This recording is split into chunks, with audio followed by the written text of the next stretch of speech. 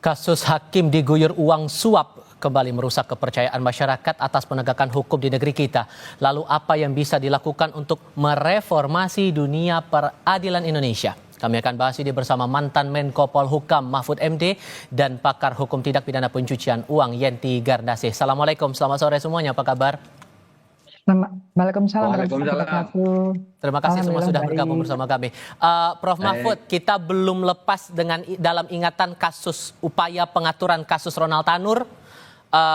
Dan sekarang kita dihadapkan lagi dengan kasus CPO pengondisian lepas tersangka korporasi. Sampai muncul ada pandangan di publik, apakah sudah seleluasa ini transaksi pengondisian kasus di peradilan kita ini? Ya, kalau melihat seluruh rangkaian kejadian dalam beberapa waktu terakhir ini, memang nampaknya dunia peradilan kita itu kan, saya minta maaf harus mengatakan sudah sangat busuk gitu ya. Di mana-mana selalu terjadi korupsi, terutama kalau menyangkut kasus yang korupsi. Jadi korupsi itu menimbulkan korupsi baru justru di pengadilan. Jadi oleh sebab itu saya terus terang tidak tahu lagi ya untuk mengatakan harus direformasi. Ini kan sudah produk reformasi. Jadi di awal reformasi itu kita menjadikan hakim itu sebagai institusi yang independen, dilepaskan dari pemerintah, disatukan ke Mahkamah Agung dalam satu atap. Itu kan maksudnya dalam rangka reformasi. Lalu dibentuk komisi yudisial untuk mengawasi hakim semula, kemudian ditujukan malah ke hakim-hakim agung saja gitu, dibatasi. Dan beberapa waktu terakhir ini lalu yaitu kasus demi kasus bermunculan, dan itu semakin sangat mengerikan karena permainannya itu melibatkan bukan hanya lagi perseorangan oknum yang diam-diam, tapi kalau melihat kasus terakhir ini kan sudah melibatkan banyak orang di sebuah instansi. Nah, untuk itu saya lebih melihat pada politisnya. Itu rupanya sih Kejaksaan Agung ini sekarang bagus ya. Langkah-langkahnya yang terakhir ini relatif bagus dan mungkin menjadi yang paling tidak saat ini menjadi yang terbagus di antara penegak hukum yang lain, dengan temuan-temuan dan langkah-langkahnya. Meskipun sebenarnya kita tahu kalau Kejaksaan Agung itu diberi keleluasaan yang lebih gitu, saya kira lebih banyak lagi yang akan ditemukan. Karena saya melihat Kejaksaan Agung sendiri pada tahap tertentu tidak berani lanjut ya. Paling yang tertangkap pertama aja atau tertangkap tangan, lalu yang di atasnya lagi tidak dilanjutin.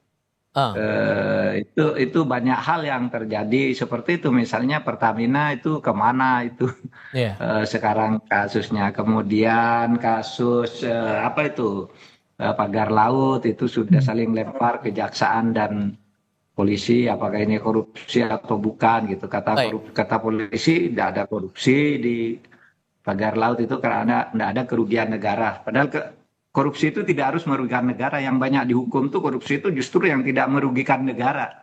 Misalnya ketua MK itu kan tidak merugikan negara, dia menerima uang dari masyarakat.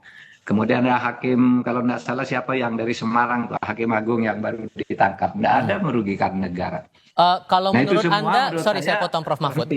Kalau menurut Anda ini hanya bagian prosedurnya saja yang busuk yang Anda katakan itu, atau karena dari integritas hakimnya juga? Oh, ini integritas hakimnya. Saya kira integritas hakimnya mulai dari pimpinan sampai ke bawah. Kalau pimpinannya punya integritas, tidak akan terjadi hal yang seperti ini. Integritas untuk berani melakukan penataan dan melangkah secara lebih tegas terhadap kasus-kasus. Tidak lagi mencoba, misalnya seperti kasus Zaruf itu. Kan dulu dia disebutkan melibatkan banyak orang karena katanya ngurus perkara selama 10 tahun. Coba sekarang di pengadilan hanya dia sendiri yang muncul gitu ya.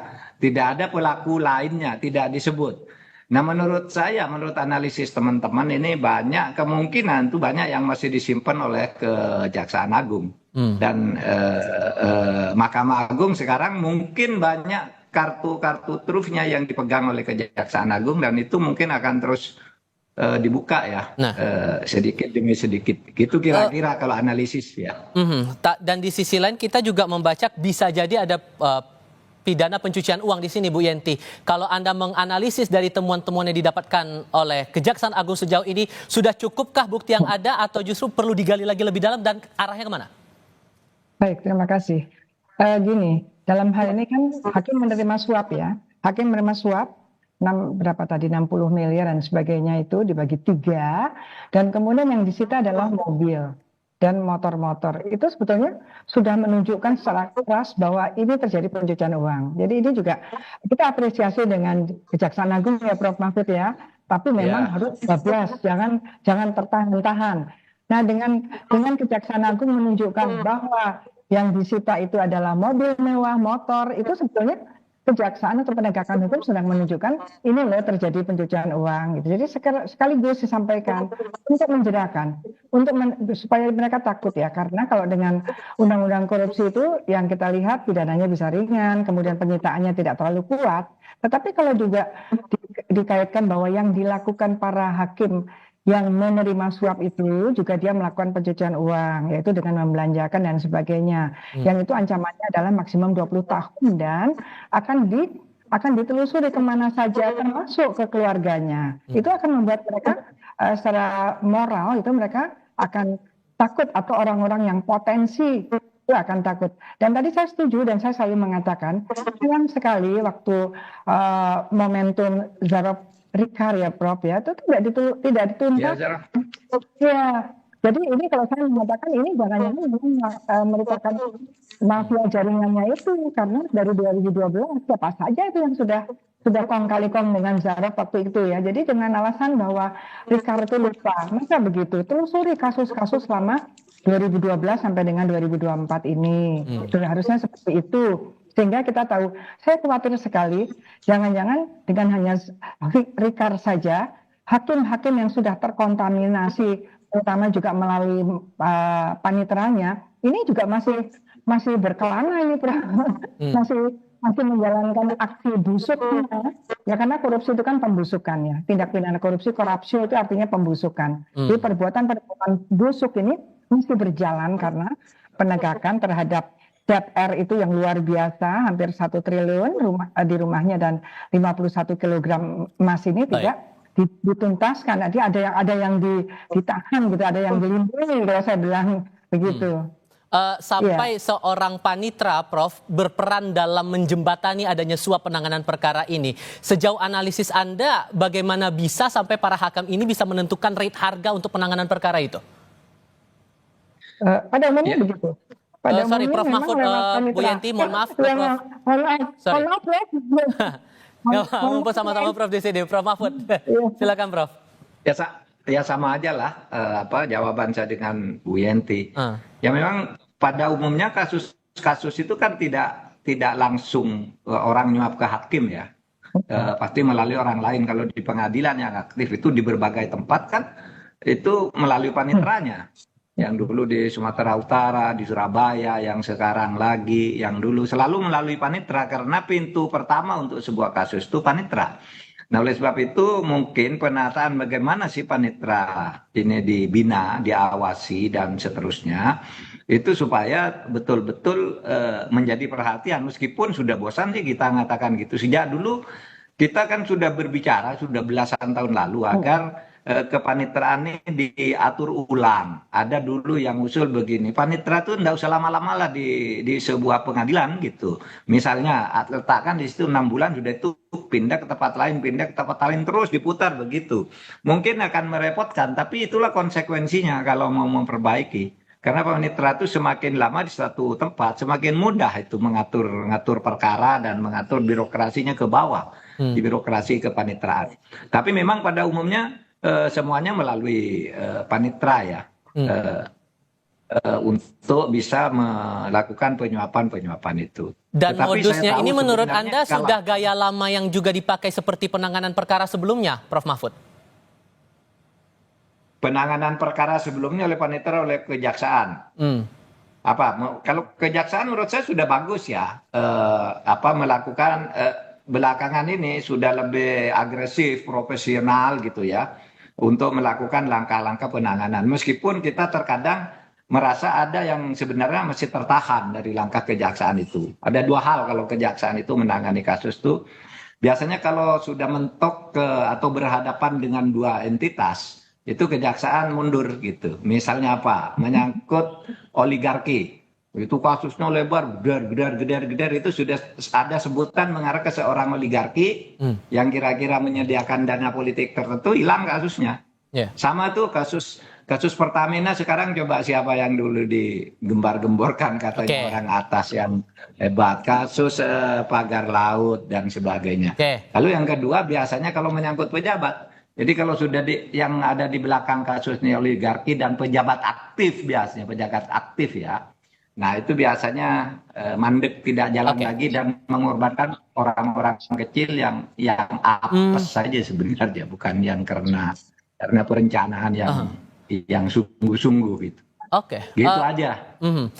Dan tadi dalam visual kami juga menayangkan Bu Yenti bukti-bukti yang disita oleh Kejaksaan Agung dalam bentuk mobil mewah, kendaraan mewah lah. Apakah dalam modus untuk pencucian uang, penyamaran uang kejahatan itu dalam bentuk barang-barang mewah ini saja atau bisa dalam wujud yang lain, Bu?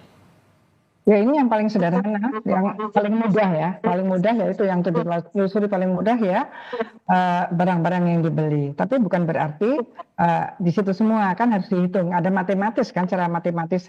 Kalau nggak salah tadi kan jumlahnya 60 miliar, mobil-mobil itu kan mobil dan sebagainya itu berapa miliar kan, nggak sejumlah itu. Artinya kemungkinan masih ada yang disimpan. Hanya memang di Indonesia nampaknya orang itu cepat sekali tergiur melakukan kejahatan hanya ingin tampil mewah gitu ya. Sedih sekali saya, Prof, hakim kok kepengen naik Ferrari itu bagaimana gitu ya. Salah satu indikator agar negara itu terlibat dari korupsi yang merajalela adalah hak pejabat-pejabatnya harus hidup dengan gaya sederhana. Nah ini indikatornya sudah dilanggar semuanya. Kemudian mereka mudah sekali, terutama adanya konflik of interest di antara tiga pilar tadi ya, antara eksekutif, yudikatif, dan legislatif. Itu membuat bagaimana korupsi itu mudah terjadi di negara ini. Dan penyuapan atau korupsi yang dilakukan yang menerima hakim, yang menyuap juga dipidana ya. Perusahaan-perusahaan itu adalah menunjukkan bahwa tingkat korupsinya sudah sangat parah ya, menunjukkan bahwa ini adalah merajalelanya korupsi di suatu negara, yaitu ketika hakim-hakim tindak pidana korupsinya justru dia melakukan korupsi ya dengan cara menerima suap. Jadi ada menerima suap, ada gratifikasi. Ini mungkin saya ingin menyampaikan bedanya gratifikasi dan menerima suap. Walaupun gratifikasi itu pidananya berat, tetapi perbuatannya itu beda. Kalau menerima suap itu ada transaksional antara yang menyuap dan disuap. Tapi kalau gratifikasi walaupun menerima, tetapi itu tidak ada tawar-menawar. Jadi ini sangat memalukan berkaitan dengan hakim menerima suap. Artinya sudah ada tawar-menawar, transaksional. Miris ya, Prof. Saya miris sekali. Saya beberapa kali juga hadir di pengadilan gitu ya.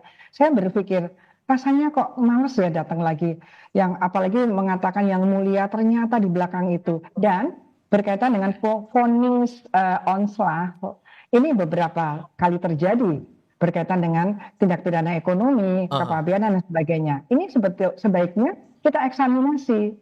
Saya masih curiga dengan 179 triliun yang dulu zamannya Pak Mahfud itu kan, keluar masuknya impor emas itu juga onslah.